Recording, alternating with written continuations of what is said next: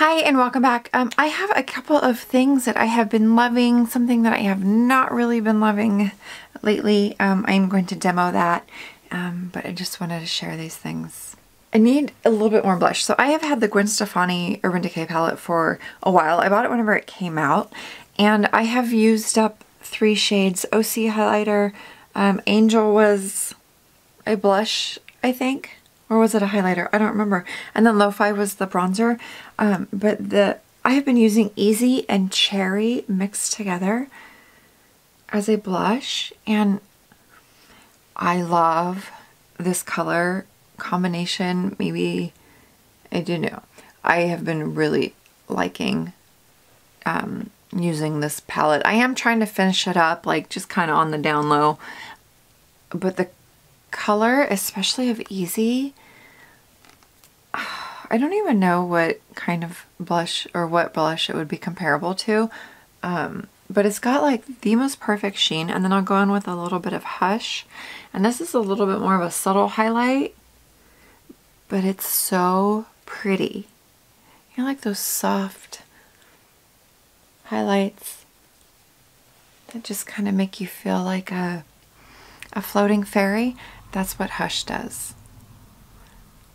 I love this palette. I know it's old, but I'm so glad that I picked it up and I have been able to get use out of it, get some money's worth out of it.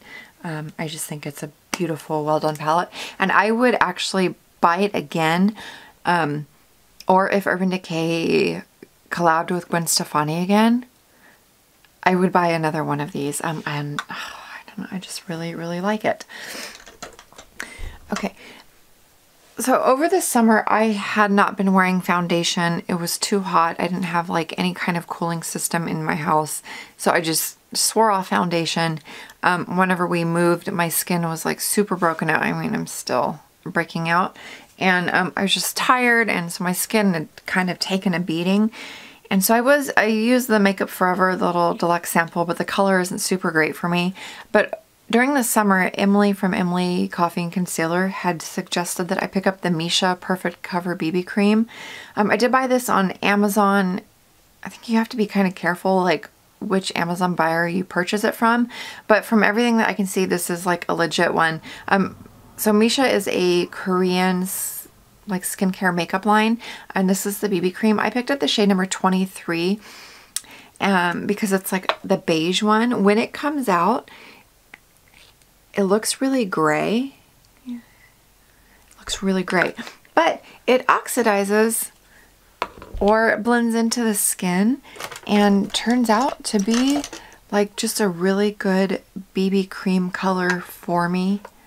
I was gonna use my brush, but I'll put it on with my foundation brush and like swirl it all around, and then I will take my Sonia Kashuk sponge and blend it in just to kind of even it out a little bit, and it gives such a nice finish. Let's put you in. It gives a really nice finish. It does wear off a teensy bit like on my nose area if I'm having issues on my nose or wherever, and I am able to set it with my Laura Mercier translucent powder, but it allows my freckles to show through, and it just evens out my skin tone, so to the point where I'm not uncomfortable going out in public. It might be a teensy bit light for me, but I really, really like this Missha stuff. And I think it was only like $10 to $13, I can't remember, on Amazon. I'm super, super stoked. So if you're looking for a BB cream and you have access to shopping on Amazon or through anywhere that you can get Korean, like the K-beauty stuff, the Missha BB cream is pretty good. And it has sunscreen in it, of course, supposed to be good for your skin. Skin aging or anti-aging, anti-wrinkling properties. I haven't been using it long enough to see if there's like any skincare benefits, but I have been enjoying it just as a base for my skin. Another base type product, I was sent this from Octoly and Pur Cosmetics. This is the Shake and Bake Powder to Cream Under Eye Concealer. I was intrigued to say the least. But so I ordered it through Octoly and I got approved. So it is a powder that turns into a cream. I got the shade light. I think I should have maybe applied for the medium shade because it's pretty dang light. I'm going to show you how this works on my skin. I'm going to take off the concealer that I have right now, just using some Bioderma and a cotton pad. Where's my mirror? I'll just use this one. Okay.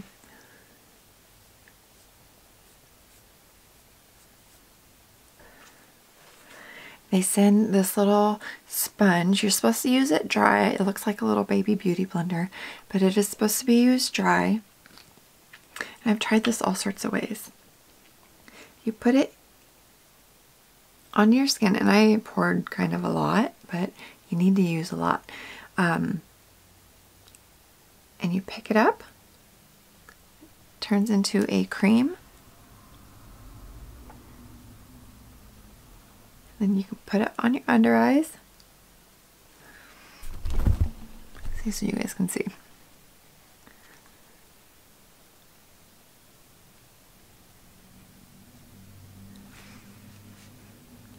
First off, I know the color is like super, super, super pale. I'm putting more on.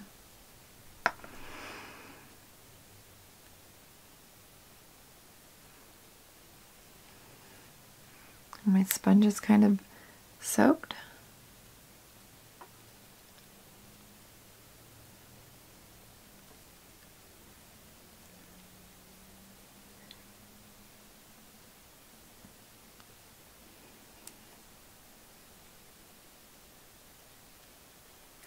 It takes forever to like blend into the skin and where you want it to go. I've tried by doing like just a little bit at a time. And then with a lot at a time, if you do a little bit at a time, it really does take like multiple pouring outs. I feel like it's a wasteful product. Instead of like a regular concealer where you just take off the wand, you know, take the wand out and then you place it where you want it and you're good to go. This takes, it's like extra steps that you don't really need. So whenever I am looking at products to review, I will go to the website or like Ulta or Sephora and see what other people have said about it, just so I know, especially if it's something like this where I wasn't super sure how to use it. And on the Ulta website under this product, there is a bunch of 5-star reviews, and then there is a lot of like 1-star reviews. All of the 5-star reviews were made on a specific day. So it looks really fishy because why are there so many 5-star reviews on the exact same day? It's kind of weird, and they are all like super high praiseworthy of this concealer. So that already was kind of like, that's a little bit strange. I don't know if I totally agree with that. And then the other reviews were like, this is a terrible product, don't buy it. And so then I was like, oh my goodness, what's going on here? I don't hate this concealer. I think that it is a lot of unnecessary steps, and you have to be kind of careful with it. And I think that the light shade is a little bit too light. I feel like it accentuates my dark circles because it is too dark. So you can see where I have it as compared to my Bare Minerals side. So I don't like this concealer by itself. I think it's kind of a pain to use. And I don't necessarily like the finish that it gives. It's almost too thick for my under eyes, but I can make it work if I put it underneath my Bare Minerals Bare Skin Concealer. So that's what I've been doing. Just because I do have the product, and I don't really want it to go to waste, even though I don't mind decluttering things. But it gives a little bit extra coverage underneath my Bare Minerals concealer. So while I would not recommend that you go out and spend, I think it's $22 on the Pure Shake and Bake Concealer, just stick with what you have. I am able to make it work. I do think it does give a little bit of a brightening effect to this side as compared to this side only has my Bare Minerals one from earlier today. And the whole like point of this concealer is that you're not supposed to have to like bake your under eyes. Baking isn't something that I do on a normal basis, like if ever. So I thought that was kind of cool, and I kind of thought it was neat that it was powder to cream and then it like dries with a powdery finish. But it's a lot of work. You can see where the concealer is and then where like my skin is. It's not a terrible concealer. I don't think it's 5-star rating, but I also don't think it's 1 star. I would give it maybe like 2 stars. It's a cool concept. I just don't necessarily think that it's a needed type of concealer, not when so many concealers are so good, like in like an original type of form. 2 more things that I have been liking, however you want to say, is a Flower Beauty Lash Warrior mascara. I have this on today. I can wear it on top of my Cils Booster by Lancome or by itself. By itself, it has a little bit more of a natural look. So that is the Lash Warrior mascara. It's just kind of a nice, pretty, basic mascara, I would say. This is the brush, so it has these longer curved bristles up at the top, and then whenever you flip it over, I never use these skinnier bristles. I feel like those hold too much product in them. I really do like the curved part. It kind of hugs my lashes, and I think it does a good job at being a pretty decent mascara. The Flower Beauty mascara I like. I think it's worth the price. I would prefer like if it was on sale at Ulta, but for $10 it's not bad. And then the last thing that I purchased and have been absolutely loving every single night is the Laneige lip sleeping mask. I needed a new lip balm thing for at night whenever I sleep, because I like a heavier duty one. So I had went to Sephora with the intent of purchasing this. I purchased this 3 months ago, and I have only used that much up, if you can tell. I don't dig my finger into this. It comes with this little tiny like silicone spatula, and I will just get a little bit out and slather it on my lips and then go to sleep. I don't think that it lasts all night. It doesn't have like the sticky staying power to last all night, but it doesn't irritate my lips. I haven't had any breakouts like right along my lip line like I have in the past from some heavier duty lip balms. And this smells really good.